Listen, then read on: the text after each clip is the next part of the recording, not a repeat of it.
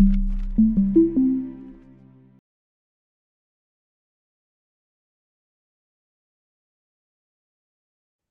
everyone. I'm Jovana from MDPI, and I will be your host for today. Welcome to the webinar updates and networking in recreational water organized by MDPI and Journal Water. Before introducing the MDPI Journal Water and the lineup of today's event, I would like to remind everyone that this webinar is being recorded, and the recording will be made available as soon as possible on the webinar webpage. Please note that you need to be logged in to the site forum in order to see the recordings. A pioneer in scholarly open access publishing, MDPI has supported academic communities since 1996. Based in Basel, Switzerland, MDPI has the mission to foster open scientific exchange in all forms across all disciplines. Our 481 diverse and open access journals, including 472 peer-reviewed journals and 9 conference journals, are supported by more than 295,000 academic experts who share our mission, values, and commitment to providing high-quality service for our authors. Water is a peer-reviewed open access journal on water science and technology, including the ecology and management of water resources, and is published semi-monthly online by MDPI. Water collaborates with the Stockholm International Water Institute, and in addition, the American Institute of Hydrology, the Polish Limnological Society, and Japanese Society of Physical Hydrology are affiliated with Water, and their members receive a discount on the article processing charges. Water provides high visibility since we are indexed in Scopus, Web of Science, AI Compendex, GeoBase, and other databases. When it comes to journal rank, Water is in Q2 category of water resources and Q1 category of aquatic science. There will be 3 presentations today of 10 minutes each. The presentations are followed by a Q&A session moderated by webinar's chair. If you are interested in submitting your research to this special issue that is linked with this topic, feel free to visit the website for more information. In case you have any questions for our speakers, feel free to post them in Q&A box at any time. You can find it in the Zoom menu bar at the bottom of your screen. It will be great if you could post your question there in Q&A box and not to the chat panel. Today's webinar is chaired by Professor Vincenzo Romano Spicca from Public Health Unit from University of Rome, Foro Italico. Professor Vincenzo Romano Spicca has been full professor of public health at the Department of Movement, Health and Human Sciences of the University of Rome, Foro Italico in Rome, in Italy. He received his MD cum laude from medical school at Gemelli in Rome in July 1990. He served as an assistant professor at the Institute of Hygiene of the Faculty of Medicine of the Catholic University Medical School from 1994 to 2002. He served as a fellow at the National Institute of Hygiene in Budapest, then as a member of the Laboratory of the Molecular Oncology in USA, as well as a visiting scientist at the Scripps Research Institute, as well as at visiting scientist at the Laboratory Genomic Diversity in USA. He was founder of a university spin-off and scientific director of a research startup. He has worked as associate editor for Biotech journal, as well as a guest editor in many journals. His research interests include recreational water illnesses, recreational water disinfection, monitoring, hygiene, public health, biotechnology, innovation, swimming pools, spa, and microbiota. I would like to thank you very much to Professor Spica for chairing this webinar. That was all from my side. I'm now handing over the floor to our chair, and enjoy everyone. Thank you very much, Giovanna. Thank you, everybody, for the collaboration to this webinar. Thank you to MDPI and Water Journal for supporting this action. And in particular, a great thanks a lot to our colleagues from Greece that accepted to proceed in the International Conference on Swimming Pool and SPA that will be held in Greece next October. And time is still open for submitting abstracts and joining that meeting. What is the aim and the focus of this webinar? In this webinar, we intend to anticipate the arguments and to introduce some of the speakers of the meeting that will be held in Athens. But the general argument is that of swimming pool and SPA, thermal waters, which means more in a wide perspective what the WHO calls this kind of waters as recreational waters. So there are the swimming pools, but there are also free waters as sea, lakes, rivers that can be used for playing. And some of the people that will act in this meeting, as well as the people that is listening us, will listen the recorded webinar and are participating to this kind of activities, have been studying this specific kind of waters that are for playing. What is interesting is that the waters for recreational use include all the main risks and technologies that then involve the other kind of waters, from wastewaters to waters for drinking or industrial or agricultural uses. So it is a wonderful opportunity to talk about water and also play with it. So some issues will involve risks, which are mainly chemical, physical, microbiological, but there are also engineering and technological issues, as well as health promotion and prevention aspects, considering that water for physical activity, sport, rehabilitation is an important matrix for supporting health and prevention.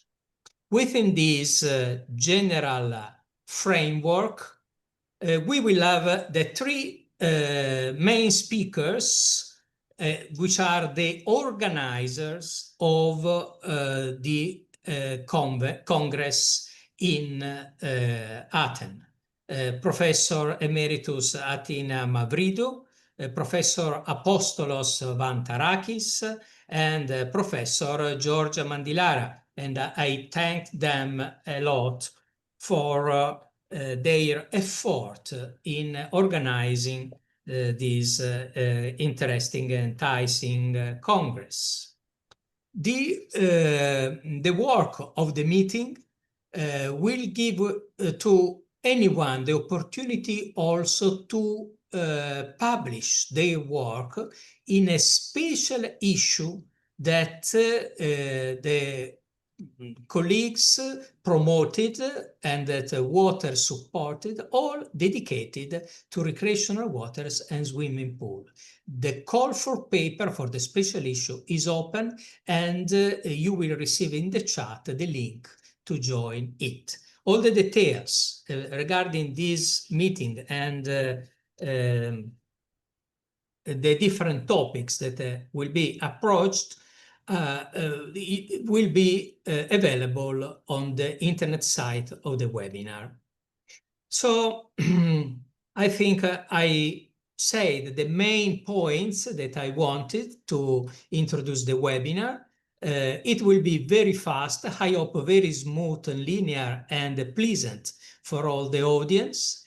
After the 3 presentations, there will be a Q&A answer where I will check if any question would or any observation would have been sent to this webinar, and then we will have the opportunity to hear an anticipation of some of the presentation of the meeting from colleagues from different countries, a colleague from US, a colleague from the Netherlands, from Germany, from Italy, and from Greece, depending on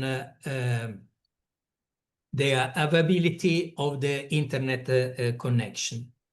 This will be very short presentation of about 1 minute, 1 slide, but the meaning is that it will not be exhaustive, but we will give an opportunity to the people attending this webinar to get an idea of some of the topics that will be approached at the Congress and that are important in the field of recreational waters.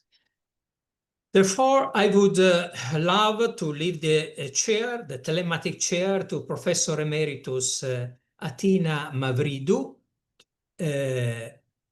She is a former professor at the University of West Attica. She's a microbiologist, and she will introduce us to the story and the progress of the international conferences on recreational waters, and will underline some of the main points related to this topic. Thank you, Athina. I leave you the screen. Thank you, Vincenzo. I have a technical problem, so Giovanna is going to help me on this. Please, can you start with my presentation? Thank you. So I welcome you all in this webinar, and I'm going to talk very shortly on the roots of ICSPS conferences and their relevance for public health. Next, please. So this series of conferences actually are not under the auspices of any national or international body, but they are supported by the expertise, the enthusiasm, and the deep understanding of the subject of international experts, as some of them are here today. And actually, the first one took place in Budapest, Hungary, and then in Munich, London, Porto, Rome, Amsterdam, Kos, Marseille, Ankara, a virtual one because of the COVID epidemic, Bologna, and now in Athens, in 20 years, we're going to hospice the 11th conference. I think it's really an achievement to be able, without an official support, to follow on this difficult but important route. Next, please. So, this series of conferences was launched by Mihaly Kadar, a dear colleague.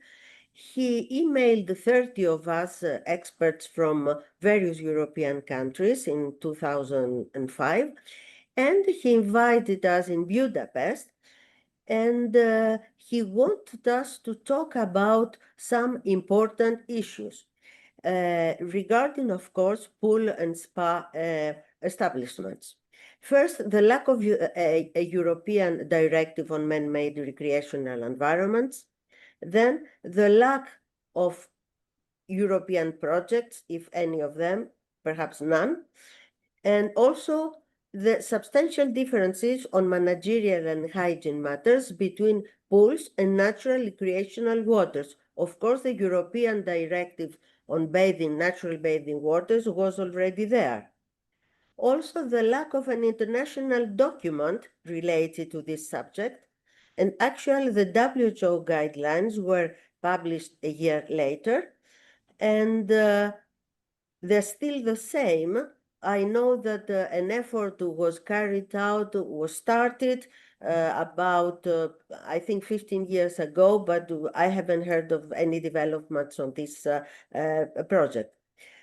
The problem is that until today, this bullet, these problems, this lacking of European directive still applies. Lacking of European project is still apparent.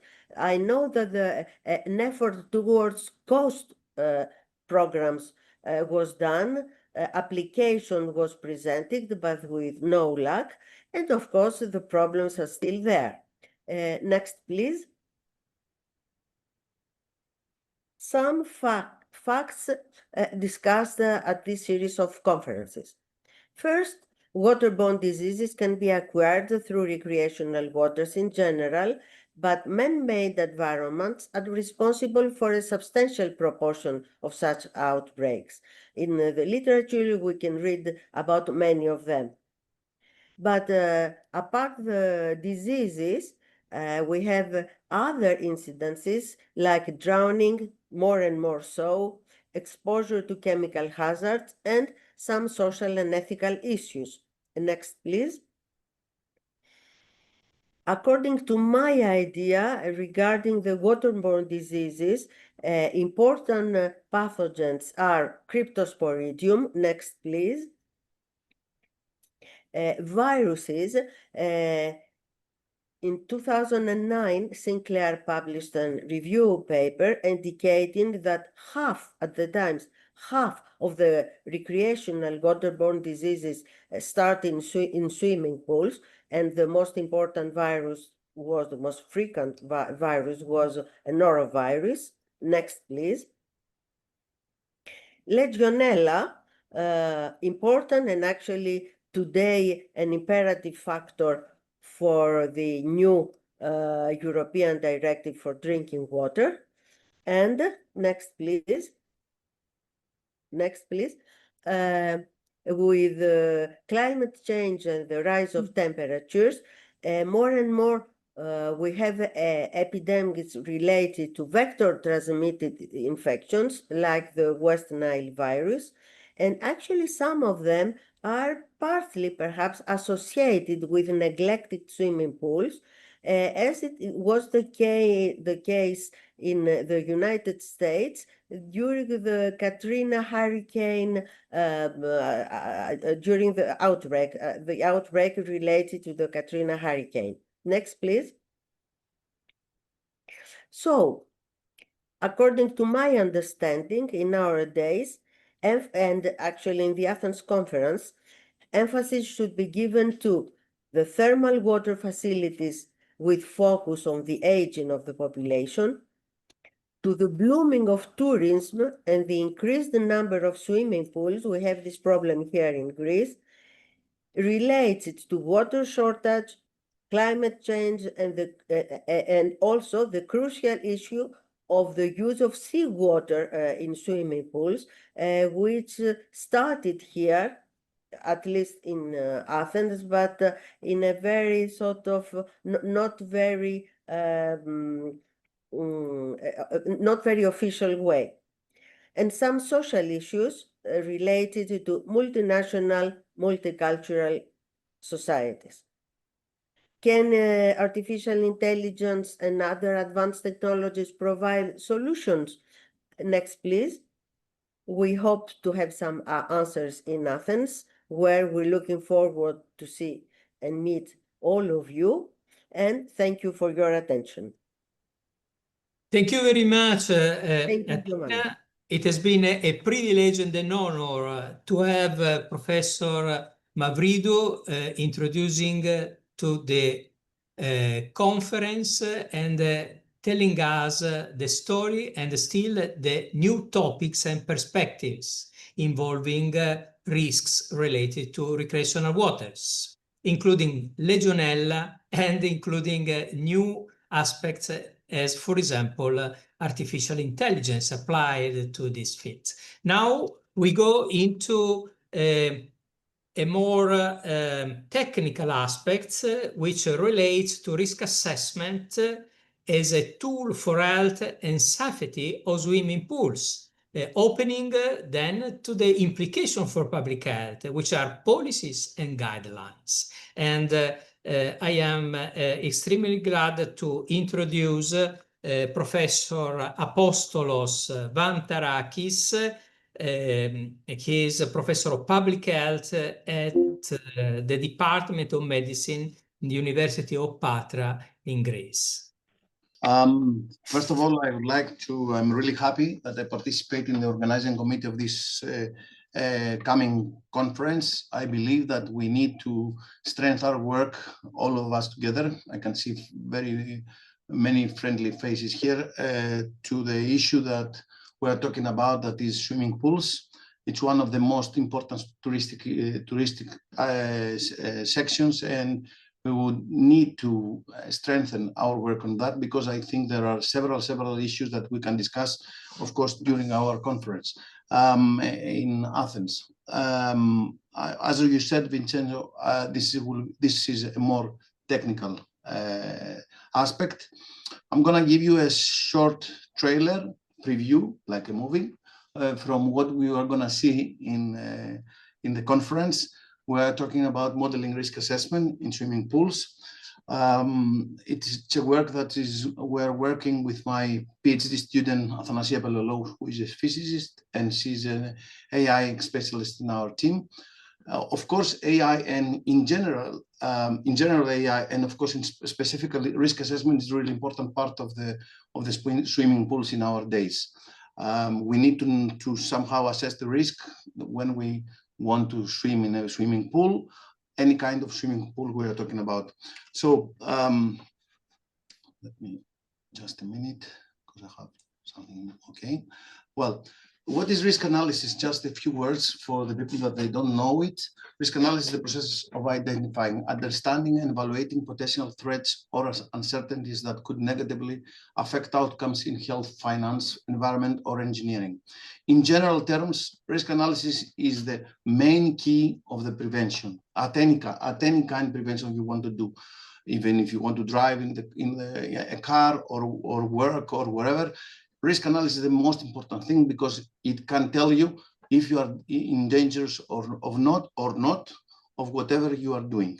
So these main steps in risk analysis, that risk analysis has started from the food companies, and it has involved, of course, in all the issues of health prevention, public health, especially with the AI that can be used easily and can use in more intellectual way.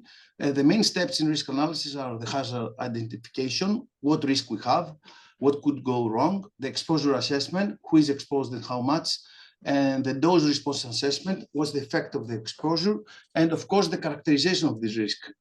What is the overall risk? Are we afraid, for example, if you see a swimming pool and you can see and you want to swim there, is there a danger there? Is there a risk for that? Or so risk analysis is working on that. You can see my slides changing. Yes. Okay, thanks. Lately we are using a model risk, an Excel-based tool. We have used that for a very common pathogen, which is Pseudomonas, and I'm going to just show you a few slides on that, and we're going to discuss in more details in our conference. So this is a software. There are not so many softwares that you can use for quantitative microbial risk assessment. Using this model, this software using Monte Carlo simulation is an Excel added in used for risk analysis using probability distributions and simulations, mainly in business, finance, and engineering. And we have used that in our work with Pseudomonas. It can be used, those response models, environmental modifiers, can be used to estimate individual daily risk of infection per exposure or any type of risk regarding various subjects. We had this idea because we had a publication about the risk of Legionella a couple of years ago, but without using, of course, risk model tools. And we could see that the risk was a little bit quite variable between the swimming pools. So we decided to have that to use this more based on software tools in order to try to estimate these risks.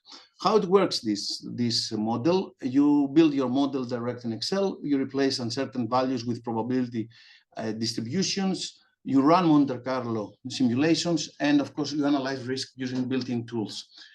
Why we need to have models? I mean, why do you need to have simple models? Because in several cases, the swimming pools owners need, especially if we are talking about public swimming pools, it's really nice to educate them to use these models and estimate their risk in everyday practice or a week practice. I'm working a lot with swimming pools, and I can see that the people that were working there, in several cases, they are not the bad people.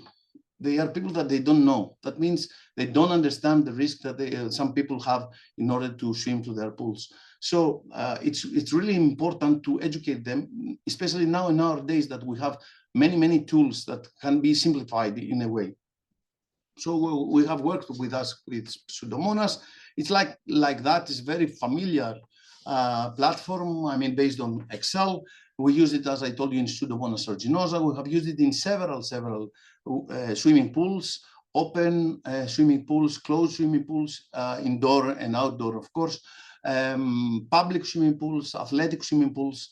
And of course, we use different risk factors for that because, for example, the presence of Pseudomonas aeruginosa, which is a very common waterborne bacteria, can be affected by other parameters. So it's not one parameter estimation, it's a multi-factor analysis based on how Pseudomonas would be affected by other parameters, like, for example, pH of the water, consumption of water per time, temperature. For example, you may ask why we're talking about consumption. Does anyone drink water during swimming in pools? It depends on the age, for example. If we have very young children, they can drink more water than older children. So the time spent in the water, how many hours you are there, filtration efficiency, etc. So there are some parameters that can affect the risk of your infection by Pseudomonas aeruginosa. In our case study, as I told you, we have this, the dose received from an individual is calculated, Pseudomonas aeruginosa concentrations multiplied by time spending in the water and filtration efficiency. Maybe you object on that, for example, why we discuss about Pseudomonas, which is not allowed by the law. That means a swimming pool should not have Pseudomonas aeruginosa. But of course, this is an ideal world. We are talking about everyday situations. So in several swimming pools, you can find Pseudomonas. And of course, in some cases, it can be illegal because in most of the countries, the presence of Pseudomonas aeruginosa is illegal. So, but in any case, we are talking about prevention. So the risk per exposure, for example, it can be estimated, the risk of infection per exposure. Each term scales the infection risk up or down depending on how favorable or unfavorable the conditions are for the bacteria. Sorry for that, but we're using that for viruses as well. And of course, we have results trying to somehow to estimate what is the possible risk. Of course, in some cases, this risk cannot be translated to cases, I mean, to people who are ill. But because we are talking in some cases, maybe you are infected by Pseudomonas aeruginosa, but you are not ill after this infection. So there are several parameters that you need to evaluate after you have these results. This is more or less, for example, how it looks, the results. And as I told you, this is a trailer. This is not the whole work. So you can see this work in our conference in Athens. So in indoor pools, the average estimated risk per exposure was that. we have an acceptable or not acceptable limit. So we evaluated this risk, and we're still evaluating that in everyday's process. The pathogen dose and water quality factors, how they affect the Pseudomonas, for example, if we have the chlorine or not, how it affects that. And at the end of the day, we have a health impact assessment process, which totalize the risk, and we go to the owner and we say, this is your possible risk for Pseudomonas. These are model risk assessment model. But you can see that, as I told you, it is Excel-based tool. I will not repeat this. There are advantages and limitations.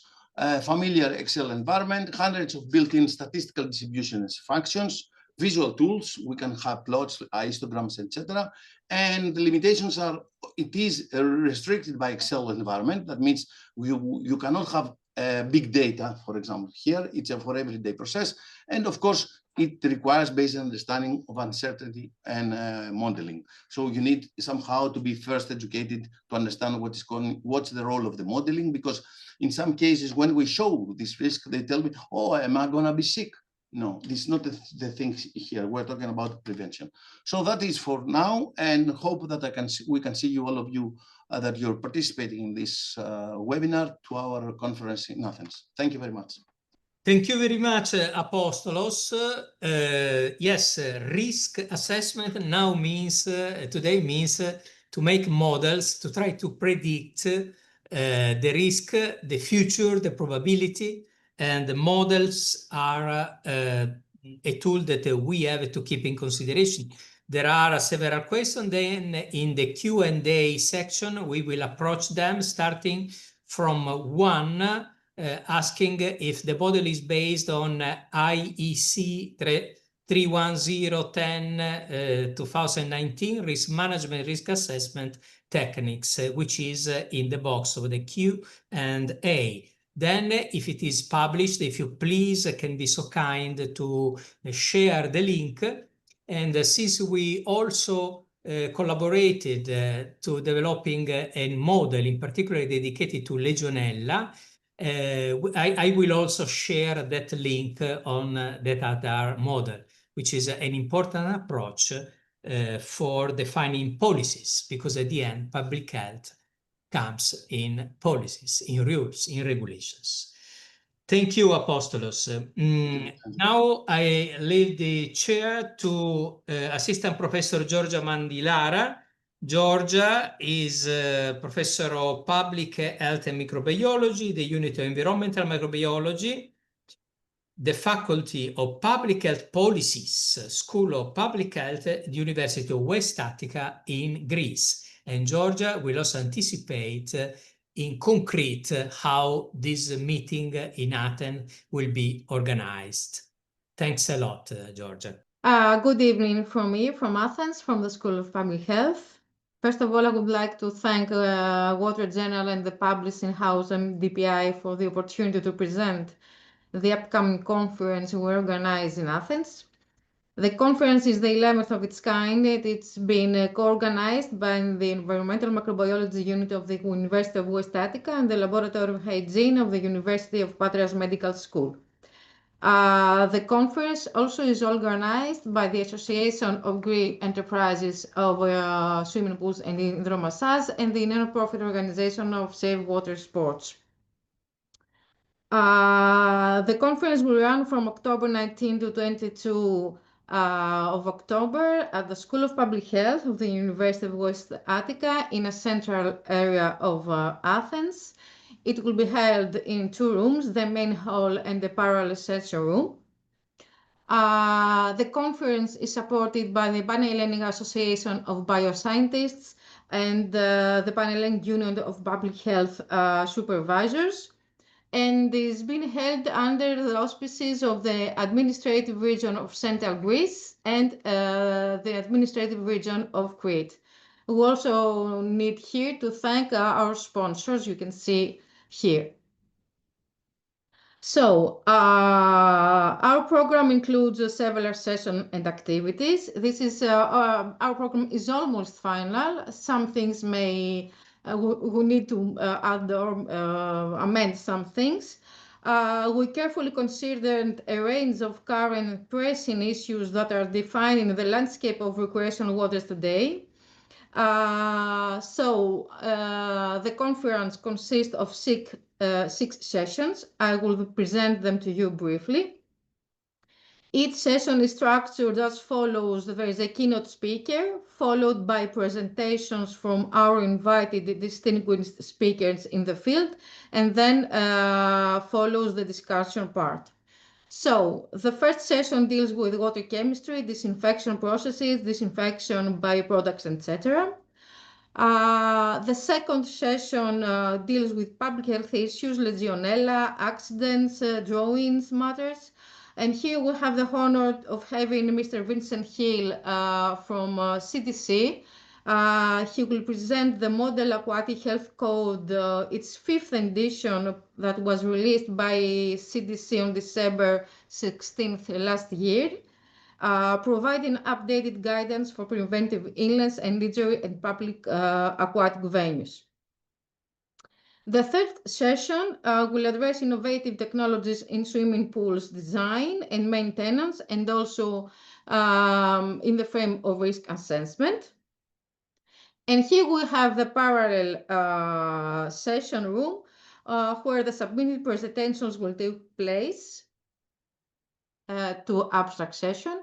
And then we will have a risk assessment workshop, which will be followed by a workshop on risk assessment models for the operation of swimming pool, and a discussion among members of the Pan-Hellenic Union of Public Health Supervisors.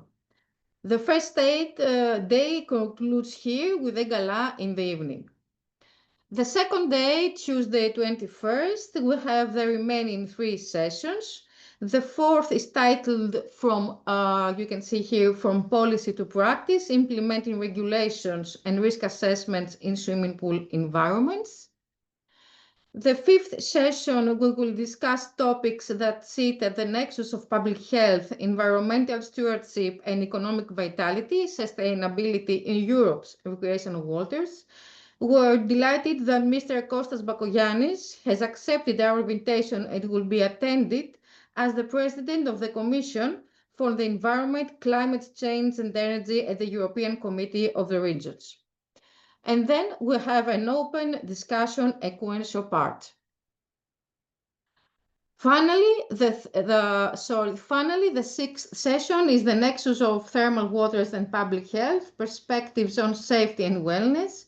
We have the pleasure of having a keynote speech by a representative from the European Spa Association, Mrs. Sila Mezousi. And here we have an open discussion regarding the future of this network, of the swimming pool and spa network, and the future of the conference that takes place every 2 years.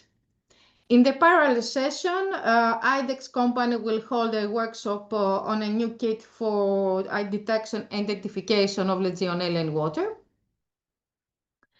And then we'll have a Greek session where we will discuss pressing issues for our country, for Greece, such as legislation, the licensing of pool operations and alternative water uses, including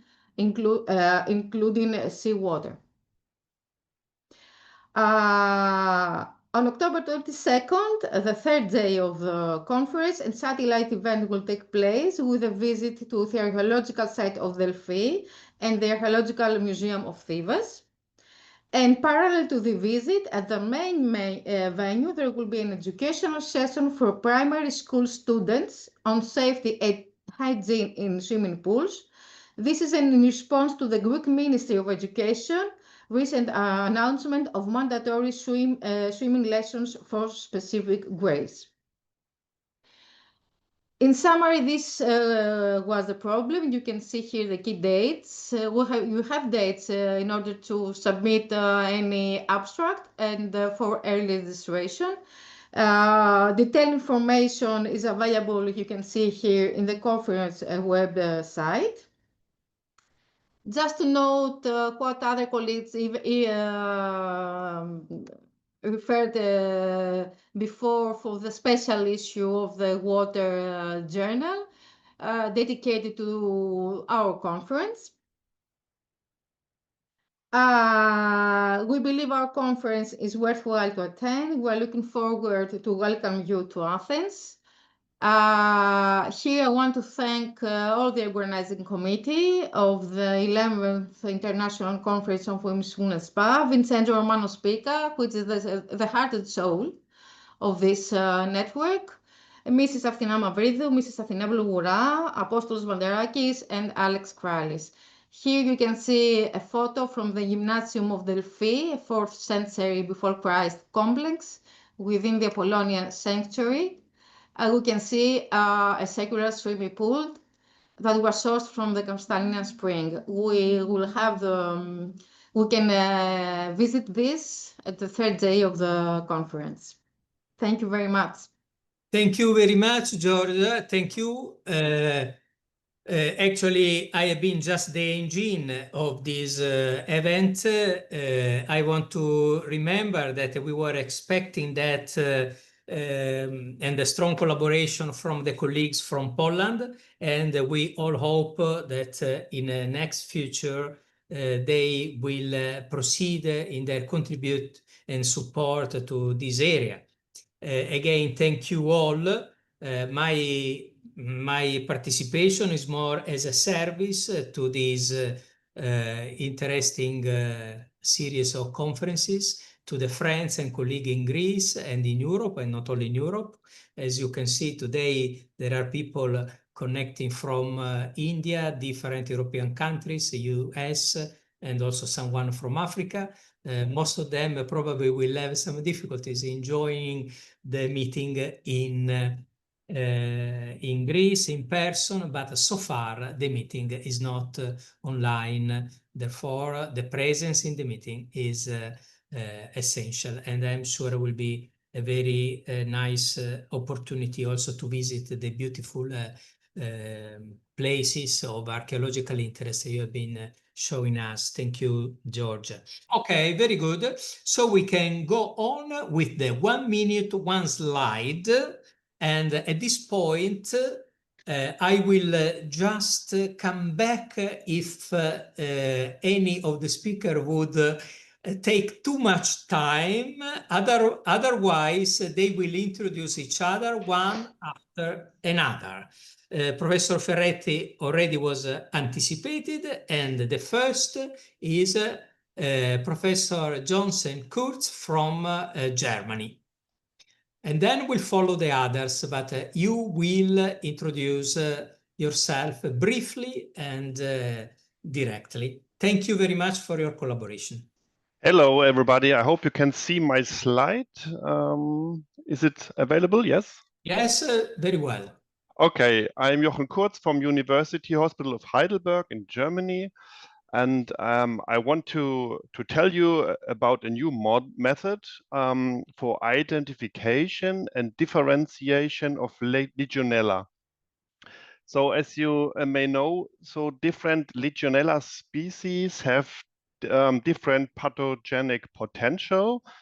And for example, Legionella pneumophila in serogroup 1 causes more than 80% of all legionellosis.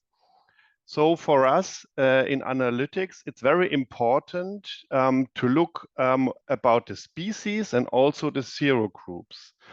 Up to now, it's a culture-based analysis, so we have to do a very time-consuming and material-intensive look into the cultures that we get to identify the species and the serogroups. And now I want to talk about a new method that is machine learning based. We use infrared spectroscopy. And what we do is we have the cultured isolates, do suspensions of them, put them in the machine, and we get a spectroscopic answer of the system, as you can see in the upper right on my slide. And then we use this spectrum and use machine learning in that case, that we learn the machine how the spectrum for each species and for each serogroup looks like. And after teaching the machine, we can identify unknown samples. And as you can see in the lower left, there is the structure in a 3D model, how the results group together. So you can see, for example, the Legionella anisa groups in a different way than Legionella pneumophila serogroup number 1, and Pneumophila serogroup number 2 to 15 groups on a different position than the others do. And so we can do in a very quick and time and material saving way the analytics of Legionella.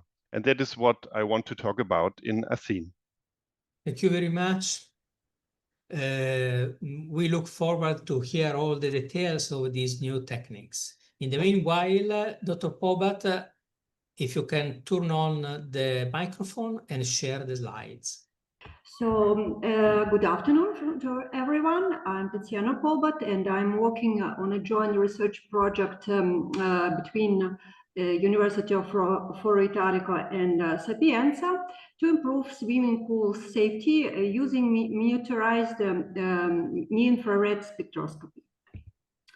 As we know, the disinfection of swimming pool water is absolutely essential, but it leads to the formation of disinfection byproducts, which could be toxic, should be managed and monitored properly.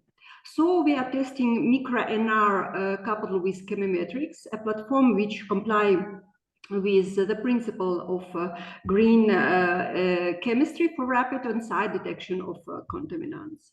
We focused first on the chloroform, the most common and regulated 3-halomethane in freshwater pools, and tested two microNR devices working in transmittance and in reflectance in vial static and flow measurement mode, and applied PCI, PLSDI, and PLSR chemometric statistic analysis, algorithm for multivariant statistic analysis. So we achieved 100 correct classification across the region of concentration from 1 to 200 ppb, and the best quantification performance came from the Patel in flow mode.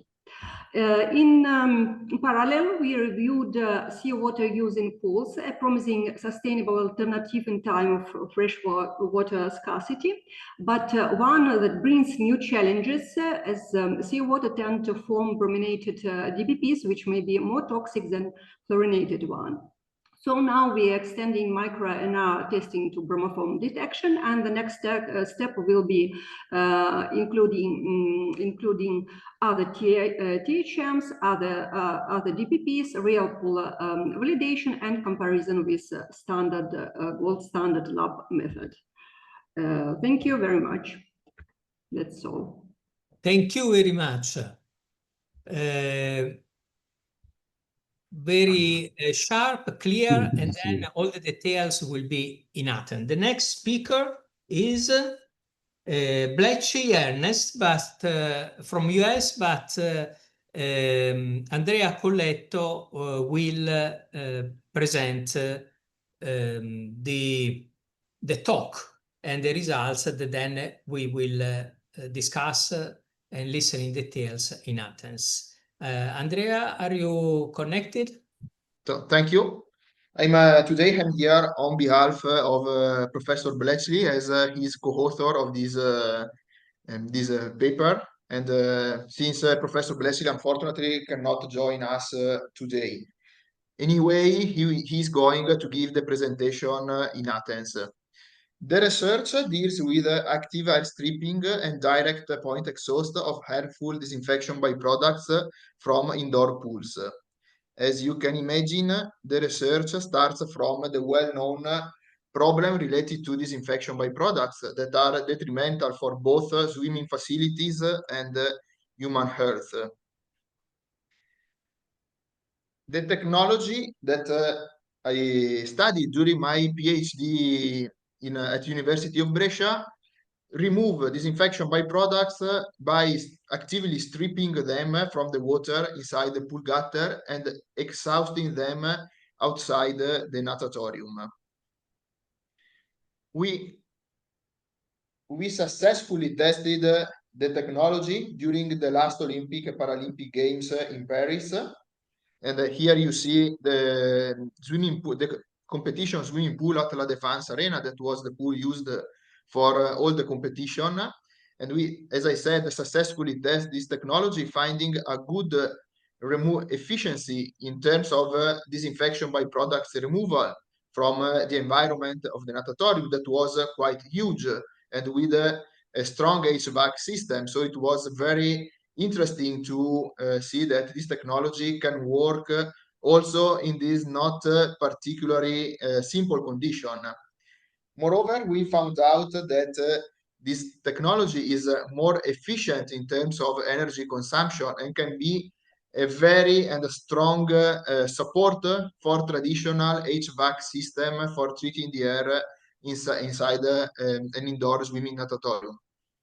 And finally, the removal of disinfection by products was proved to impact also on the performances of the swimmers during the competition. And that's all for now. I'm looking forward to seeing you in Athens. Thank you.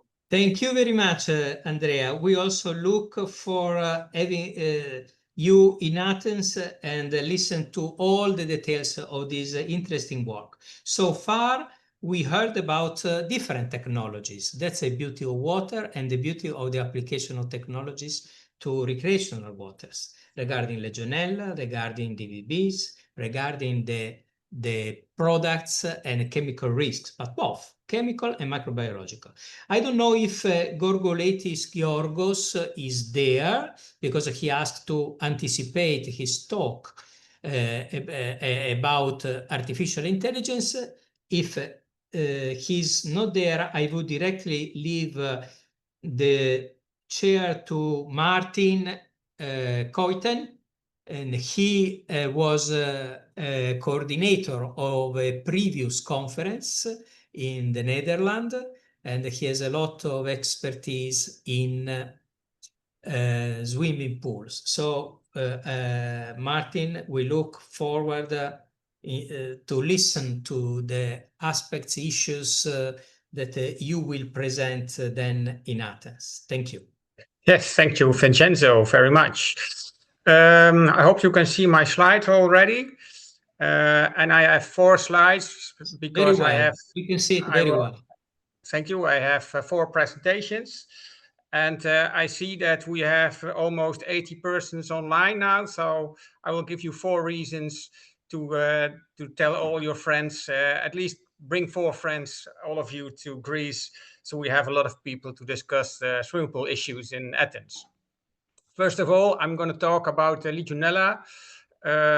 One of the biggest outbreaks, unfortunately, was in the Netherlands in 1999. And since then, we have very strict regulations, not just for tap water, but also for chlorinated pool water. So both tap water and chlorinated pool water should not have more than 100 colony-forming units of Legionella in 1 liter of water.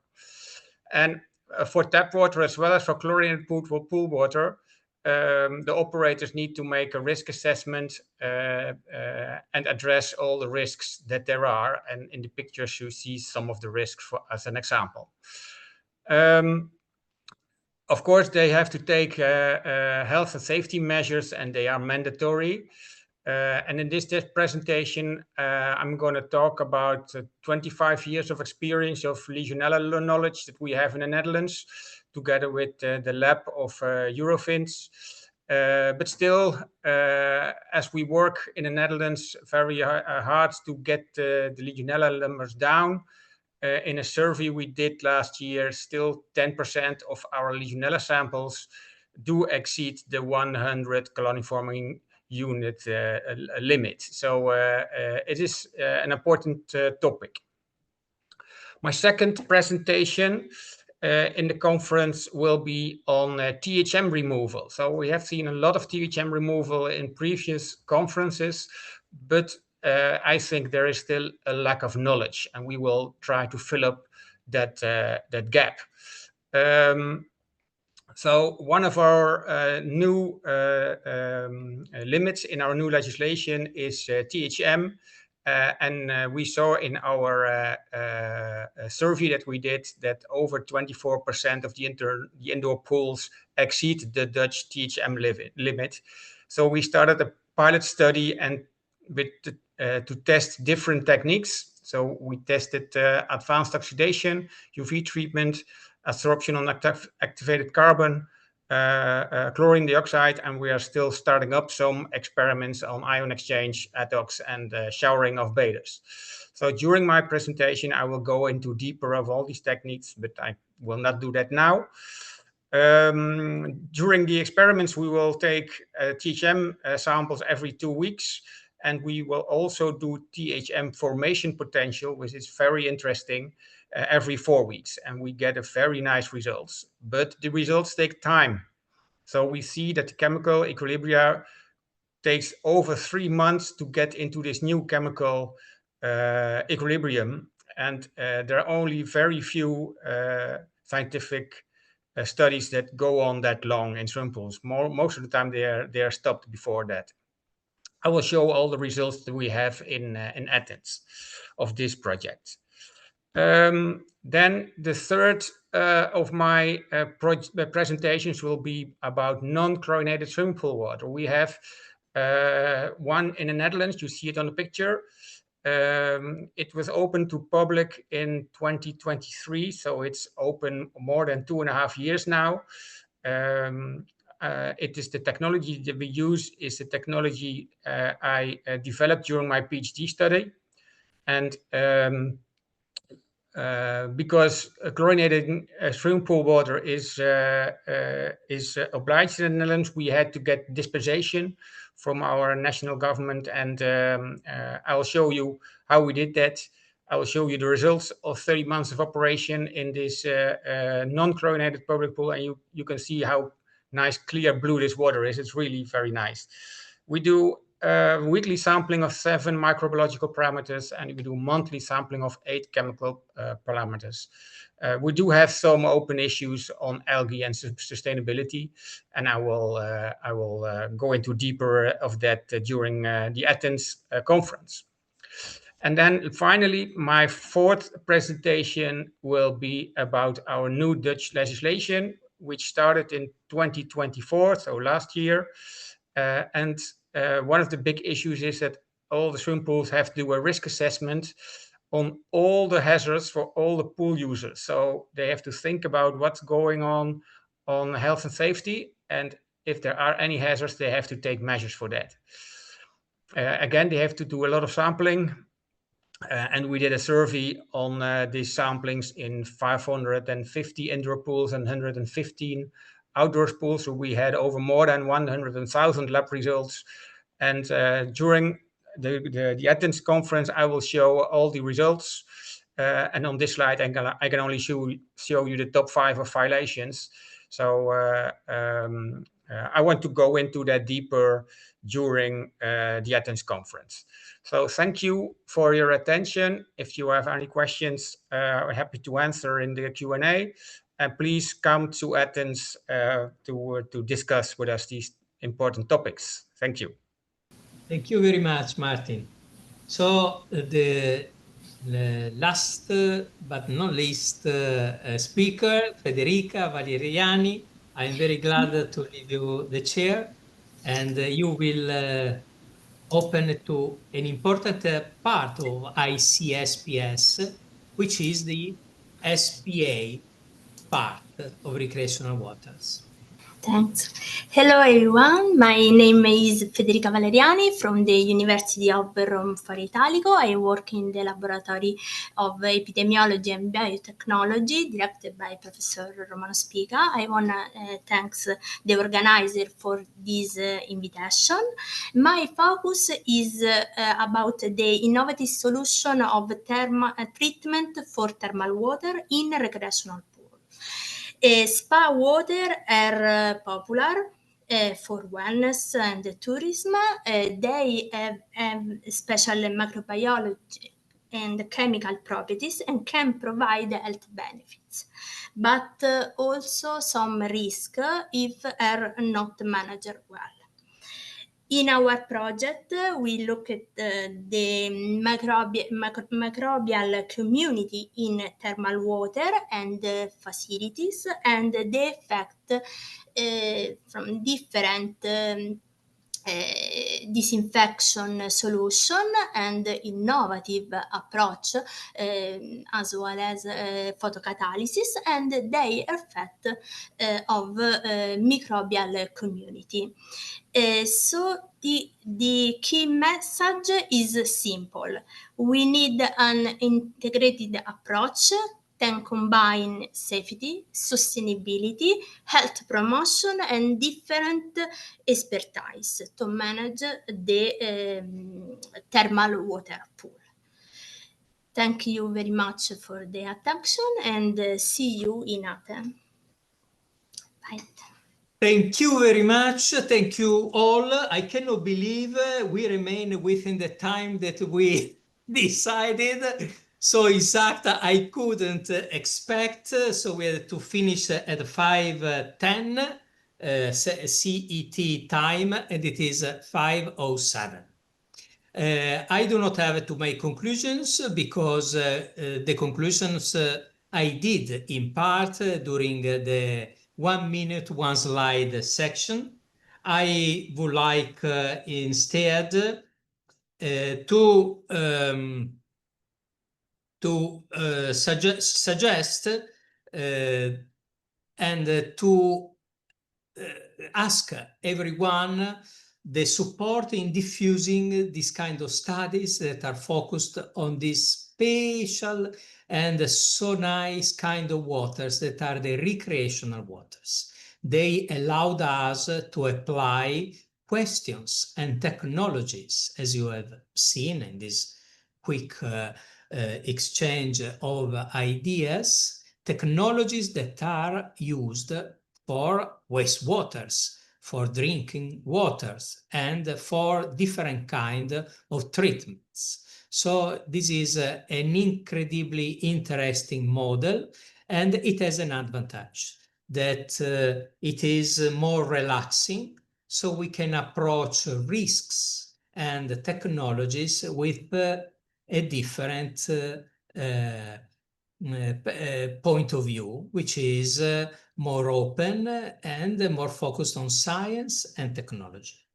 Then on the risks related to public opinions, politics, and several other economic pressures that are also in this field, but that are not so strong and so acute as, for example, in the field of wastewaters.